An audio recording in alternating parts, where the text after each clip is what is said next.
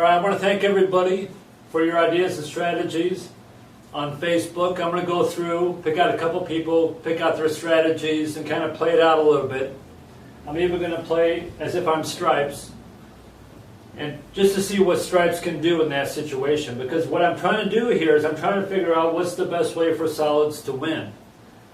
And at this point, I don't know. I think I'll have a better idea at the end of the video, which is the best way to win here.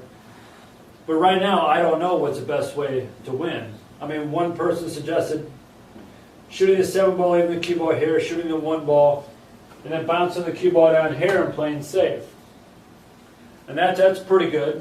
But if you end up short or straight in on the 4 ball, it just gets a little bit trickier to play a lock-up safety. So a lot of things can go wrong if you're Solids. And if you're Stripes, your whole strategy now is to survive.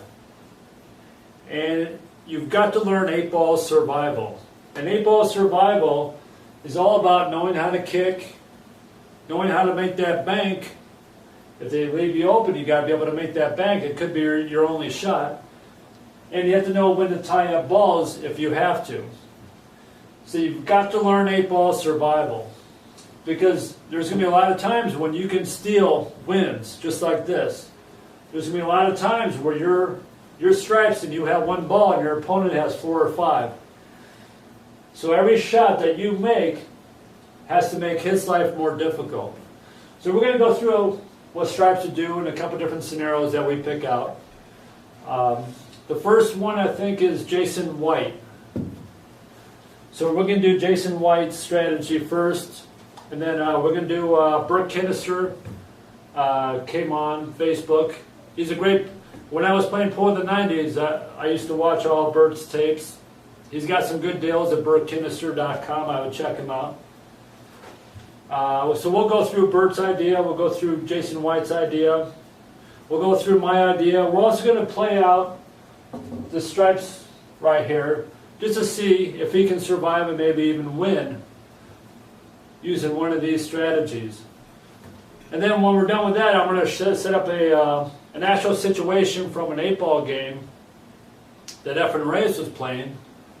He was playing Bustamante, and I'm going to set up a shot, and then you try and guess what shot he did in that situation.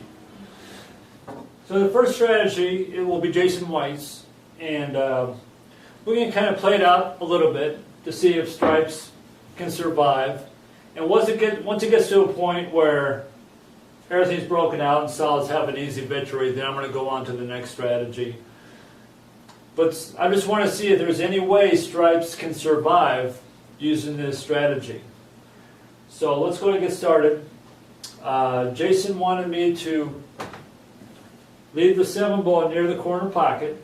That kind of takes away a bank shot for the 14 ball. Plus it gives you an insurance ball. If you get into trouble, you have an easy shot. And at the same time, he wants me to play safe. So I'm going to do that right now. It looks like this is a safety. Now in this shot here, what I don't want to do is I don't want to hit the 14 ball and leave Solids a shot on the 2-4. So I'm just not trying to hit the 14 ball. That's not my thinking. I know I can hit the 14 ball, but what I don't want to do is I don't want to hit the 14 and leave the cue ball here, and that way my opponent can break out the 2-4 and play a good safety. So what I want to do here is I want to try to hit the 14, and ideally I want to play safety. I want to put the 14 here and cue ball on the other side. That's my goal. I may not achieve it, but that's what I'm going to go for.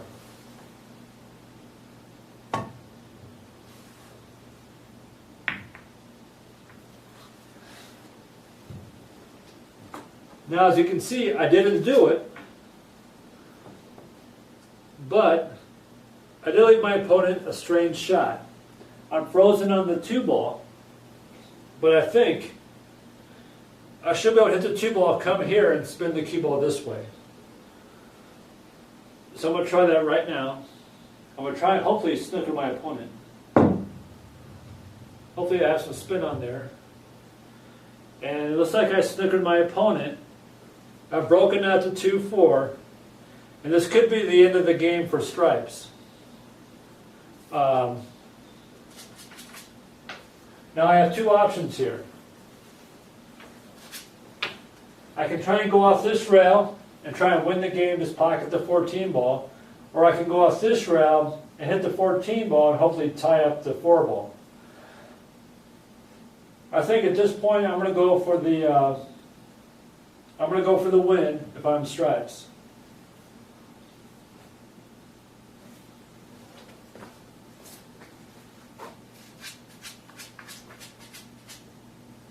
Because trying to go off this rail and hit the 14 ball just perfectly to tie up the 4 ball, that's such a precise shot. If I'm going to do a precise shot, I'm going to try going off the side rail and making the 14 ball. So I'm going to try that right now.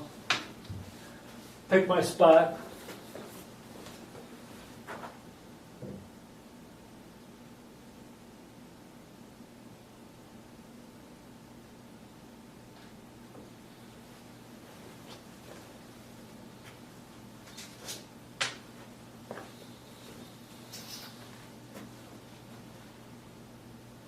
Okay, I think I got it. So I'm going to try and pocket this 14 ball in the corner pocket.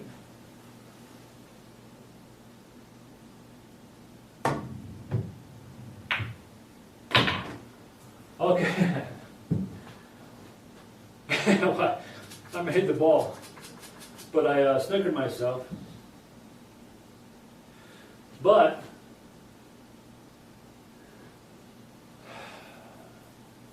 on this shot here, I can either try the jump shot, but what I'm going to do is I'm going to do the kick shot. I'm going to hit it with pocket speed, so if I miss it, I'm going to tie up the 1 ball. So I'm going to do that right now.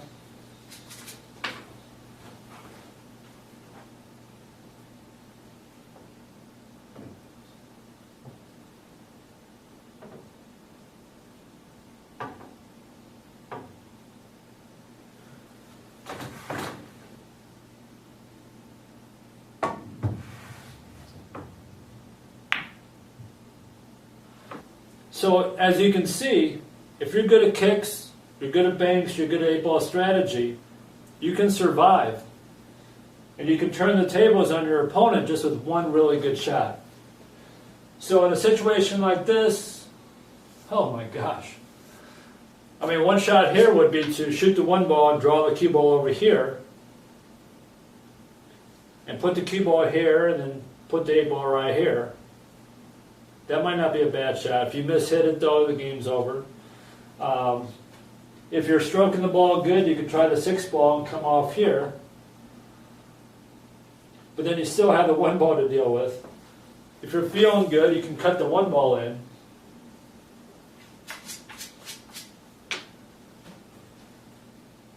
Yeah, so this is a tough predicament for solids.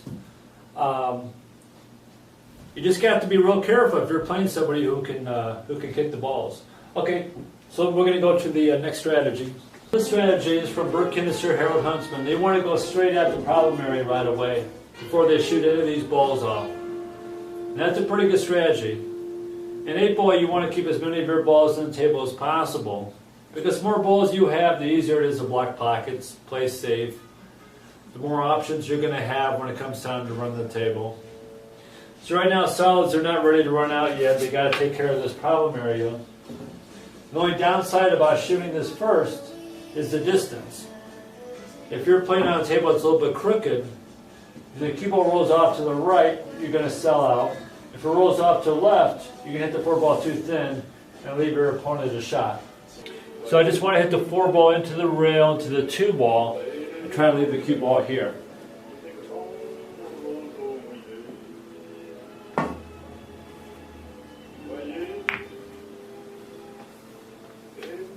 Okay, now I've broken them out.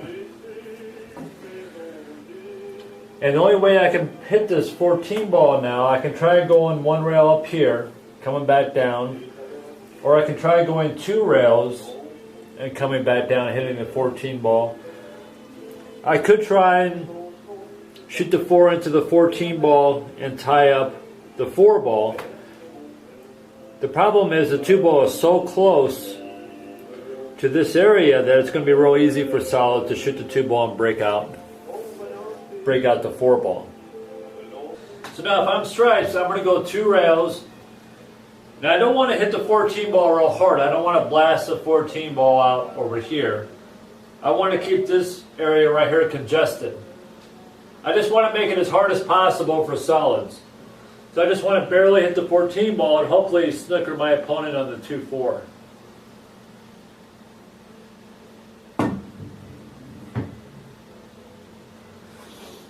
Now I hit the wrong side of the 14 ball, but if you look at this, I haven't left my opponent a shot.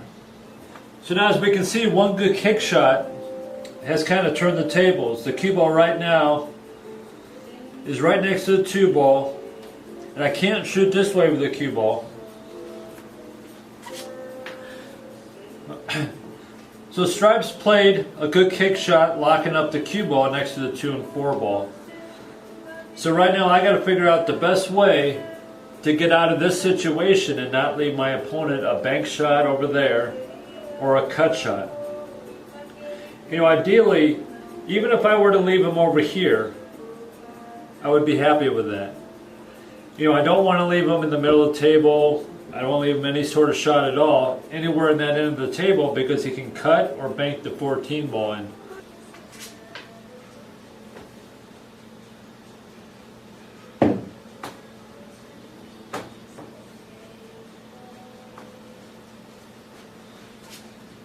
Well, Stripes has a few options. Stripes can try and go for the win and try and bank the ball up there. And that's not a bad shot. Or Stripes can try and tie these 2 balls up again with his 14 ball. You know, I just don't like that. I just think Solids has too many balls up here to play safety.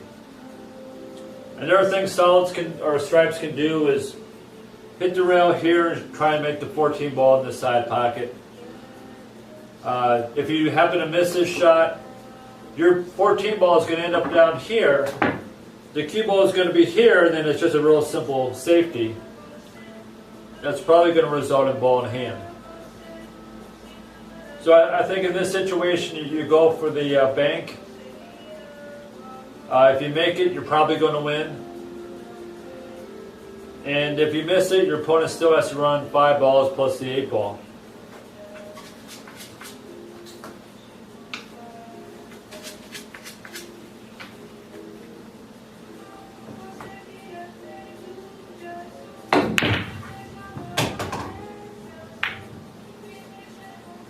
Okay, so the bank missed, but it hung up in the pocket. Okay, so I zoomed out so you can see where the 14 ball ended up. Ended up hanging in the corner pocket. The cue ball ended up down here, breaking out the 1 ball. And now the Solids have they've got a shot. They can pocket the 1 ball right past the 6 ball. It's kind of a tricky shot, but it is doable. And this is a situation now where there is no real good safety for Solids. Solids has to go for the win on this shot right here.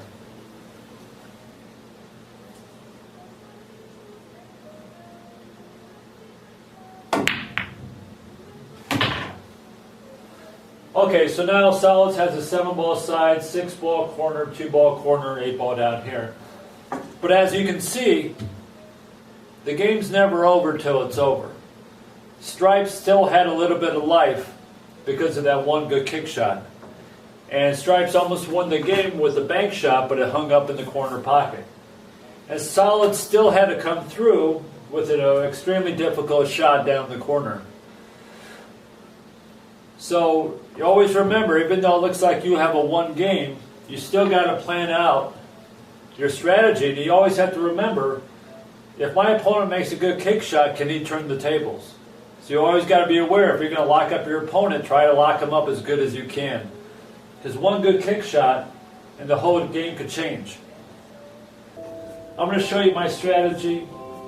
It's probably not the best strategy, but it allows me to show you a shot that not a lot of people either know about or execute that often, but the shot that you need to know so that when it does come up, you can shoot it. And on this shot here, I'm going to call safety.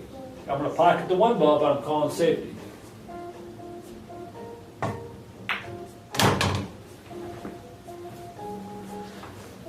Now, unless you're playing a really good kicker, you're probably going to get ball in hand.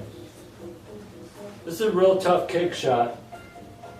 If they know the table really well, they might be able to hit this ball. But if I'm stripes here, I just want to go 1, 2 rails, hit the 14 ball, but I don't want to break out the 2 and 4.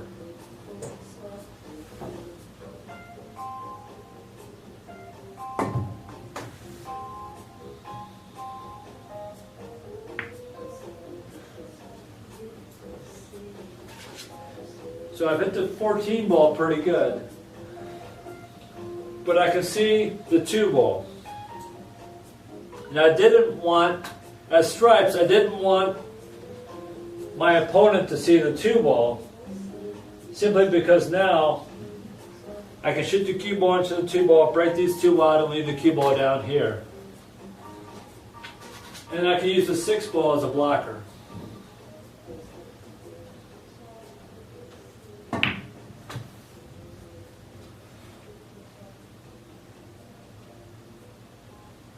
So now both balls are broken out.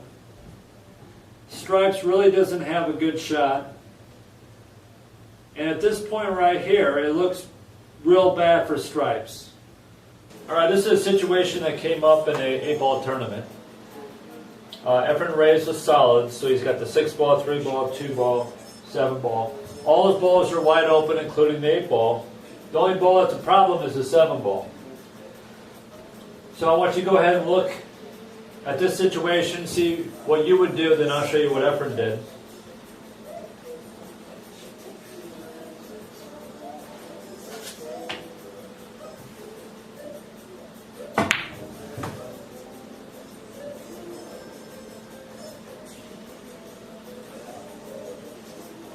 Okay. Now what Efren did was he missed on purpose and he left the ball down here. And the reason he did that is so he could have a breakout ball for his 7 ball. So that's a good rule to remember. If you have a ball that's tied up somewhere, let's say you got a ball tied up down here, and you don't have any other ball around there, around this area to break out the 7 ball, what you want to start thinking about is maybe shooting a ball, leaving it down here, so at least you have a breakout ball, so you can use this ball to break out your 7 ball with. You never want to be stuck with a problem area when there's no breakout ball around. Because once you start trying to break out balls from a long ways away, like let's say I'm trying to shoot the 3 ball, come out this rail, and try and break them out, there's a lot of bad things that could happen. I could hit this rail, hit the 14 scratch. I could actually miss these 2 balls altogether, and then I have one less ball on the table. So you always want to be thinking about, if you have a problem area, to try and drive a ball close to that problem area so you can break them out. So that always has to be part of your game plan when you have problem areas. What's your breakout ball going to be? And if you have an opportunity, try and drive a ball close by so you can at least break it out in the future. So there's a lot of different ways to play this run out. I think with each of these strategies that we looked at, I think you can win. You can win with any one of them. You know, I think what you have to remember is if your opponent is good at kicking, or sometimes even if they're bad at kicking, they can always get off a lucky shot, hit the ball just right, and then just turn the tables on you. And what was once a victory can easily turn into defeat. So that, you know, that's the whole point. That's what I wanted to illustrate here. Is even though solids have the upper hand, that can easily turn around just with 1 or 2 good shots by Stripes. And with Stripes, it's all about survival. It's all about kicking and banking, taking intentional fouls, tying up balls. He's just trying to survive, and he's just hoping his opponent is going to make a mistake.